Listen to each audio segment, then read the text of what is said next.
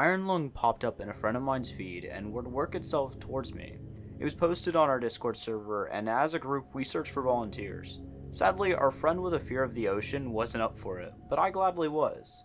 The premise of Iron Lung and its visual style really spoke to me, not to mention its small personal investment. This minimalistic submarine horror game from the developer of Dusk grappled me and kept me entertained for its entire runtime. Iron Lung is a short, minimalist horror game built around dread and paranoia.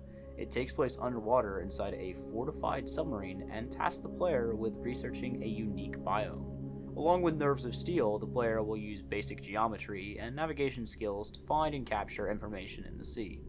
It's a modest indie game that requires very little investment. The game is a quick hour or so and is a cheap $5 USD. To begin, I'd like to address the fear factor. Iron Lung leans heavily on Lovecraft's style, associating fear with the unknown. It combines limited sensory information, exploration, and thalassophobia. It's a world class at building tension and can feel way scarier than it may actually be.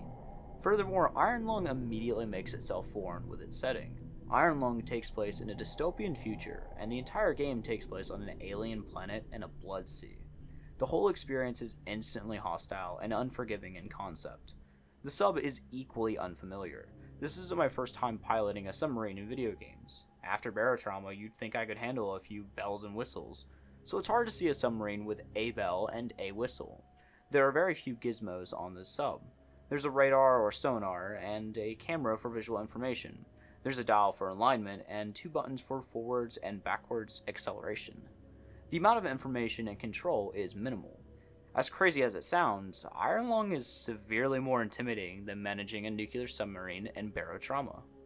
The foreign setting, the simple controls, and the lack of sensory information culminate in an experience that makes you feel dead in the water. This is further amplified by a hopeless background and a terrifying mission. First, it's noted that the universe is in a dreadful state. Everything is identified as dystopian and in decline. Second, the player is placed in a role of a convict, tasked with researching the Blood Sea. Succeed or not, life doesn't get easier, but failure is death, so there's little choice in the matter. The player will gather what little information is presented and proceed. The player will navigate the sea towards their target using the given map, their coordinates, and the sub's limited sensors. The player will then take pictures of their targets and proceed while trying to avoid disaster. Due to its modifications, the submarine is unstable and may need emergency repairs. The sea can be unforgiving and unpredictable, demanding quick responses from the player. The journey as a whole demands attention and sometimes a reaction from the player. I cannot identify the horrors of the deep without spoiling them, but the game is relatively tame. There's no gore, uncalled for jump scares, or anything of the sort.